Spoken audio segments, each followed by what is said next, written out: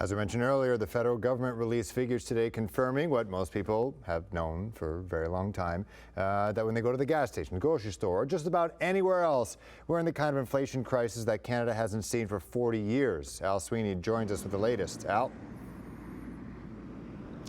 Hi there, Phil. Well, that 7.7% inflation figure is just the start. It gets worse when you break it down into things like gasoline and groceries, things that we rely on every day. At the gas station, with prices around $2 a litre, to the supermarkets where just about everything seems to be more expensive, it all adds up to the highest inflation rate in a generation.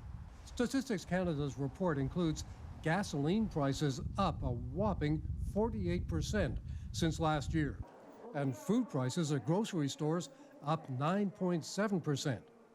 In the House of Commons today, signs of how bad the crisis is. One woman even caught her senior neighbor, eating canned cat food because she couldn't afford groceries. And the opposition pressing for the government to do something.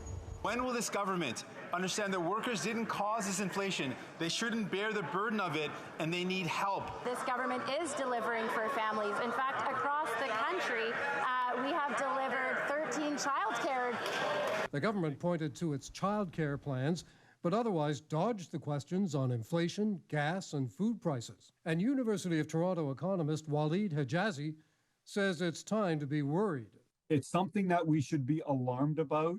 Hijazi says there are three things behind this inflation: the war in Ukraine pushing up oil and food prices, supply chain backups during COVID, and the current record low interest rates from the Bank of Canada.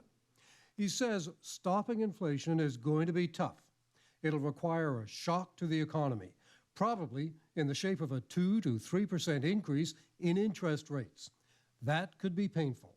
The Bank of Canada must raise interest rates to slow the economy. If the economy goes into a recession as a result, the first thing you see are layoffs. What starts to happen are companies start to lay off employees and unemployment rates go up dramatically. He says that means the government will have to help people who are vulnerable, like seniors. The big lesson for people is to watch your money, while others should brace themselves. This is the lesson that comes from this, is to watch your money and prepare yourself.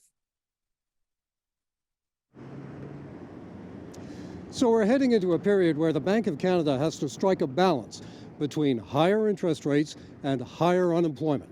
Professor Hijazi says that could take 3 years to work through. In the meantime, buckle up for a rough ride.